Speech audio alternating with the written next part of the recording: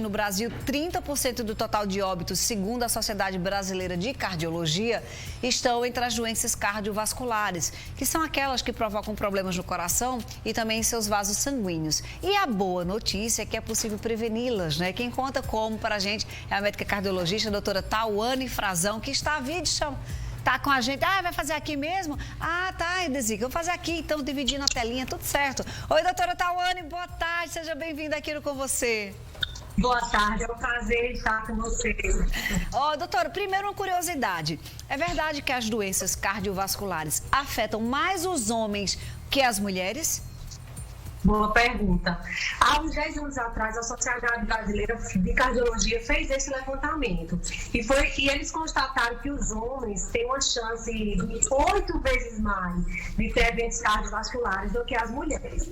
Só que nos últimos anos, as mulheres vêm em curva de ascendência, mas é sim verdade, os homens têm realmente uma maior propensão às doenças cardiovasculares. Eles conseguiram identificar qual é a causa, doutora? Por que os meninos sofrem? Sim, eles levantaram várias hipóteses. Por exemplo, as mulheres vão mais aos médicos, fazem mais exames, os homens têm uma certa predisposição a ter mais estresse por conta do trabalho. O bullying no trabalho é algo, inclusive, de pesquisas desde 2015 pela Sociedade Europeia de Cardiologia.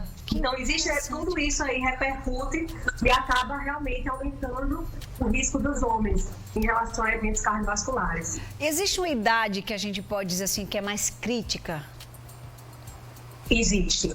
Por conta desses fatores de riscos modificáveis, como dieta desbalanceada, fast food, sedentarismo, tabagismo, alcoolismo, os homens acabam tendo um período mais crítico na meia-idade. E as mulheres acabam tendo um período mais crítico no climatério.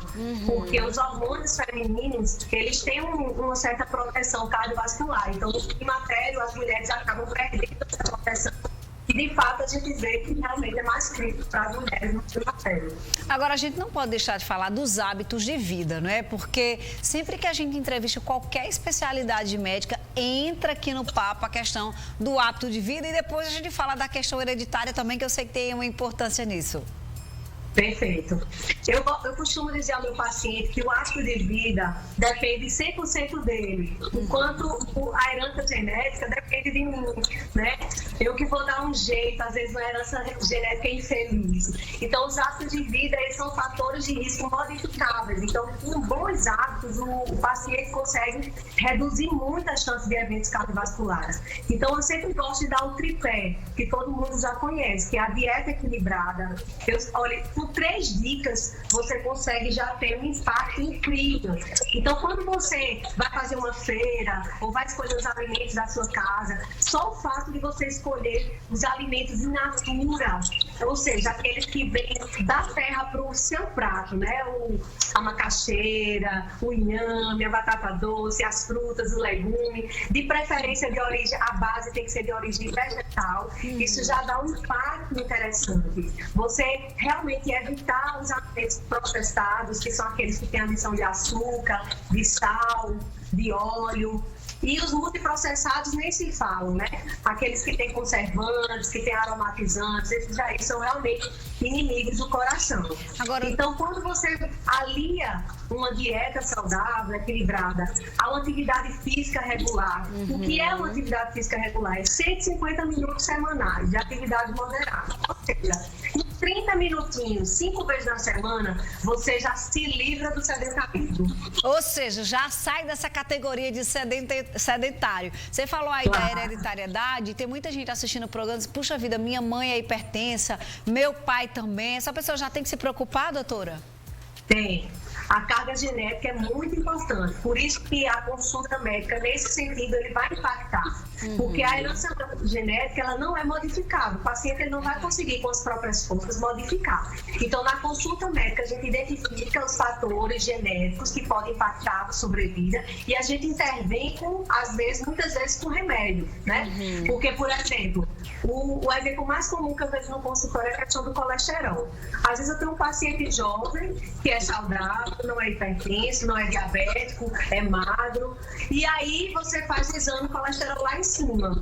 e muitas vezes com hábitos de vida eu não vou conseguir melhorar, eu vou precisar entrar com remédio. Por quê? Porque o colesterol, por exemplo, a maior parte dele é produzida endógeno, pelo organismo, e a menor parte pela dieta. Então, assim, com certeza os fatores genéticos influenciam, e aí que está a grande importância da consulta preventiva. Excelente. E as doenças cardiovasculares, elas costumam dar sinais ou são mais silenciosas? Tem muita gente que reclama assim de dor de cabeça frequente, quando você vai descobrir a pressão tá alta, com a hipertensão aí, é um sinal, mas nem sempre acontece de ter sinal, né, doutora? Perfeito, exatamente isso. É muito dinâmico. Na verdade, vai ter doenças que dão mais sinais e vão ter doenças que vão ser silenciosas. Por exemplo, o infarto agudo do miocárdio.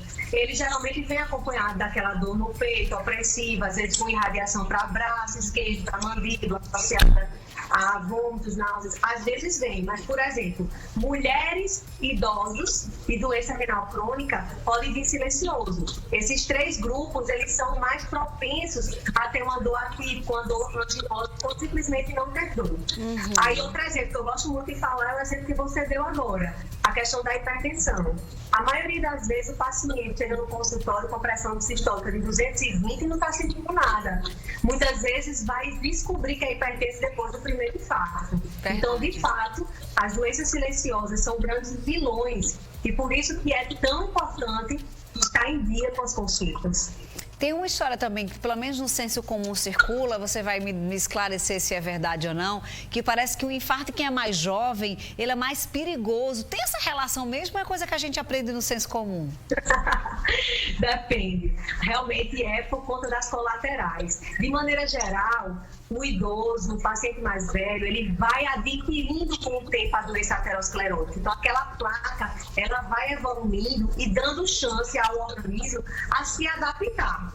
Já o paciente jovem, às vezes, desgarra uma placa mole e obstrui a artéria completa, e aí é, sim, um cenário mais crítico. É o que a gente chama de infarto agudo do miocárdio com supra, quando fecha a artéria de vez. O idoso, às vezes, está com a artéria obstruída 80%, 90%, às vezes tem colateral. Então, realmente, fica mais fácil de manejar. Entendi, muito bom. Então, depende, nem é verdade, nem é... Depende da situação. Vamos falar de prevenção, vamos falar dos exames, né? Tem muita gente que está assistindo o programa hoje, em tempos de pandemia, já está assim, caminhando para 10 meses sem ir para médico nenhum, porque está com medo do coronavírus, então não fica em casa. E a gente tem visto muitas pessoas morrerem por outras situações porque não estão cuidando das suas próprias doenças. Então, vamos falar aqui que tipos de exame e também do período, né? De quanto tempo a gente deve fazer. Perfeito. Assim, quando o paciente não tem comorbidades, não tem sintomas, pode fazer uma consulta anual sem problemas. Agora, quando já tem alguma cardiopatia, alguma doença já estabelecida, o ideal é que de 6 em 6 meses vá à consulta. Em relação aos exames, também varia, né?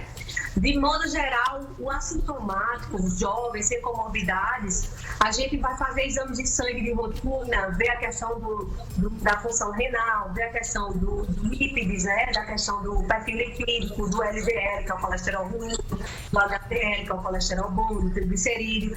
E, de forma geral, a gente estratifica esse paciente em baixo risco, moderado risco ou alto risco. Dependendo de onde a gente estabelece o paciente, a gente vai traçar estratégias preventivas. E aí a gente também traça exames. Por exemplo, se ele for intermediário, assintomático, eu posso utilizar a tomografia com score de cálcio, para eu poder ver quanto de cálcio eu tenho dentro da artéria. E é uma tomografia sem contraste, que não traz risco nenhum para o paciente. Aí eu consigo tirar ele do moderado e colocar ele ou em alto ou em baixo. Isso vai ajudar a minha propedêutica, para que eu venha traçar estratégias viáveis para esse paciente.